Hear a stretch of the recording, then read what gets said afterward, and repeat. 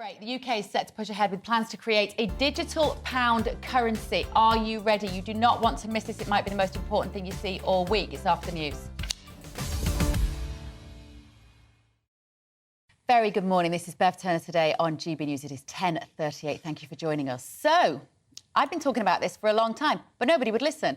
It seems the UK is set to push ahead with plans to create a digital pound currency. Now, this is a little bit complicated, but it's something that everybody really does need to understand. So joining me now for the analysis is the author and fintech analyst, Susie Violet Ward. Good morning, Susie. Morning, Bev. Is it an estimate? Am I exaggerating to say that this is what we should all be talking about, but we're not? Absolutely.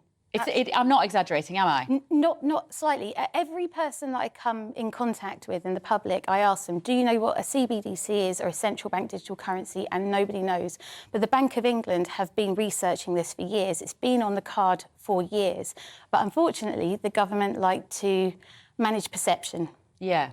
Why would they be worried about us understanding this in more detail? Because it's money that can be programmed, which means that they can tell you when to spend it, what to spend it on, and how to spend it. And they can also assign government agendas to the spending. So, for example, if they think that a certain area of the economy needs more stimulus, they'll push you towards that. If they think that we shouldn't eat as much meat, they'll stop you from buying meat. If they think that you've flown on too many holidays, they will stop you from going on holiday.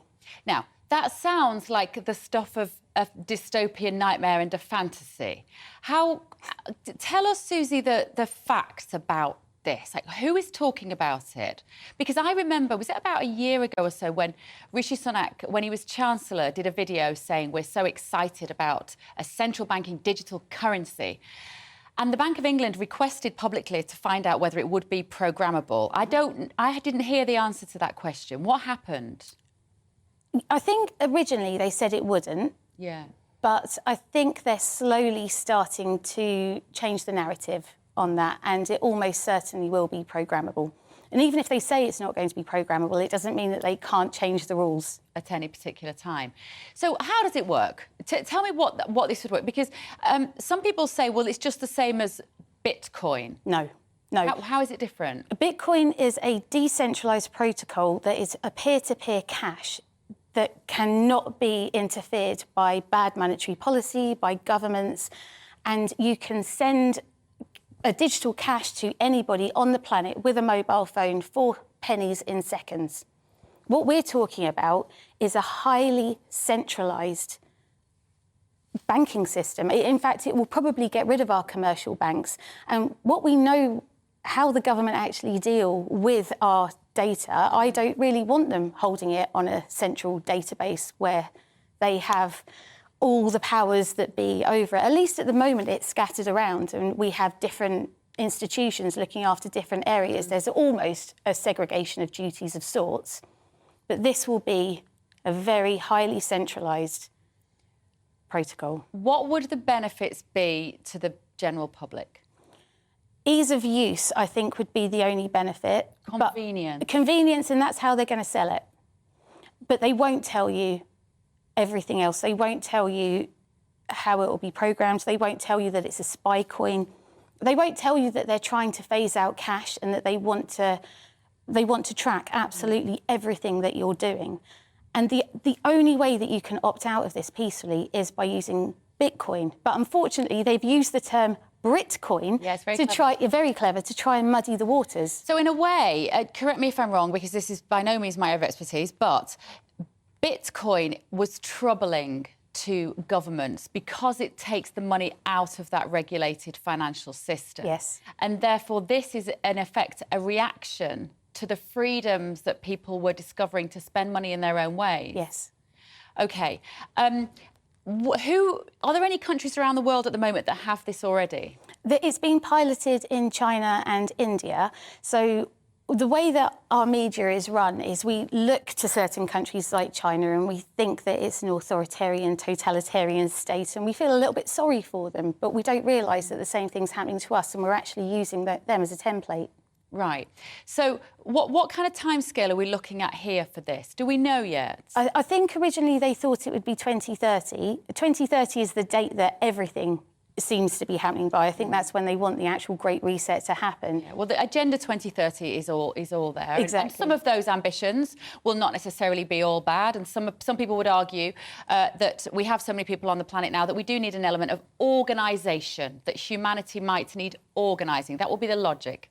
Except I think we're heading for a population crash anyway, because we're going to have a lot of old people and not enough young people to support them. So okay. I don't necessarily buy that argument. And I think that if we can break it down into smaller, more local communities, I think that humanity would be served better.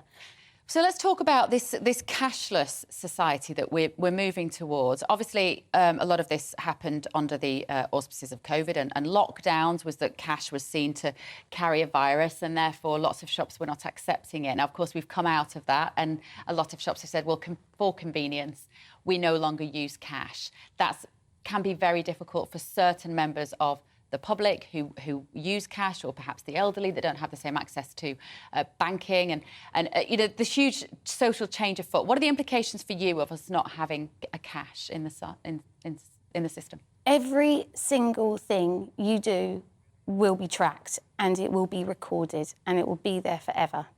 So there's no anonymity.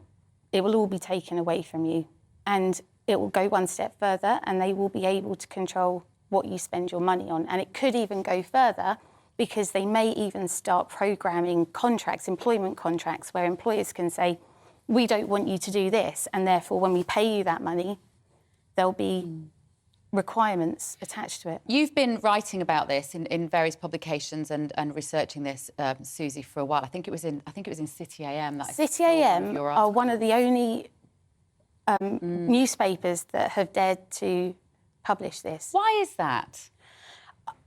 I think people don't fully understand it.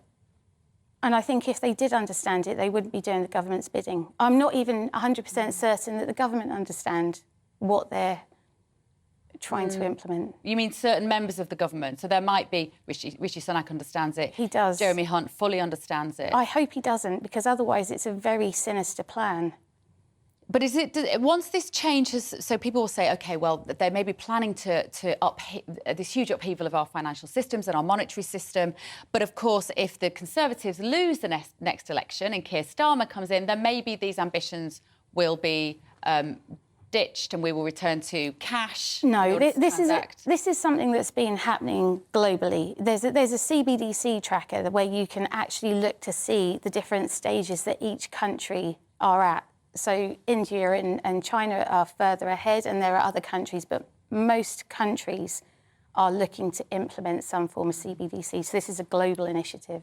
You may not know the answer to this, Susie, and it might be a bit mean, because, of course, we're all sort of scrabbling around to find the facts around this, and it isn't entirely transparent. And I think that's one of the reasons that I really wanted to discuss it, because there is information. I say that Rishi Sunak getting very excited about it. We've seen videos of that before he was Prime Minister. But what can people do? Where can they go to understand this? What can they do? Write to their MPs, ask for more clarification, keep using cash if you have a problem with the idea of this?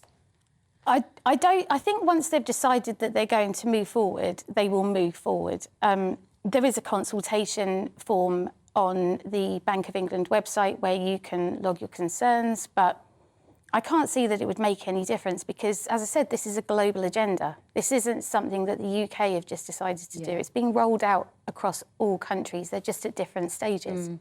So they will try and force us away from cash.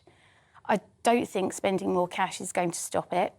I think the only way to stop it is to peacefully opt out, and we need to start using a peer-to-peer cash system that sits outside government control, and the only protocol is Bitcoin. No, they will try and muddy the waters with other cryptocurrencies, but they're all centralised too. People just don't realise. There is no CEO with Bitcoin. Nobody owns it. It's a people's army. It's such a complex issue, isn't it? And I think if you don't really understand Bitcoin, which a lot of us don't, and a lot of people watching this may not understand how Bitcoin works, it's very, very difficult to work out how this will connect, how this will affect us in the future. When we talk about these big social changes, Susie, I always want to try and put it into a kind of real-world example of what the difference would be if you were using a centralised banking digital currency that is programmable. And that would look like what? So if I say I want to go into the supermarket and I want to buy my food, you mentioned it at the beginning, but give me a few more examples. Like, what may we be allowed or not allowed to do? So I think there's a drive to eating less meat, and if they decide that that furthers the climate change to save agenda, the planet, yeah, then they will implement that as a governmental social agenda, and they will put limits on the amount of meat that you can buy. Right. So it could be the travel, the amounts of the types of foods that we could eat. In China, I know we're not there yet, and I don't want to terrify people, but the social credit system in China is also tied to a biometric ID system. We're heading that way. We're heading towards digital IDs. And so everything will be on a digital ID, and it can be switched off. So your entire ID could just go. OK. Susie Violet Ward, thank you so much. I think we've barely scratched the surface of that topic. But thank you very much for joining us here this morning. Right, let me know what you think. Have you here without just getting a very quick response to that interview that I did with the journalist earlier, the fintech expert Susie, about the incoming central banking digital currency. What do you make of it? So a lot of people say cryptocurrency's dead because of the FTX scandals, Sam Bankman-Fried. I don't buy that at all. What Sam Bankman-Fried did was a lot more to do with being a Ponzi scheme. Yeah. I think he's still denying wrongdoing, so he's not here to defend himself. Yeah. And it was a lot less to do with cryptocurrency. Yeah. Look, cryptocurrency is an incredible technological advance.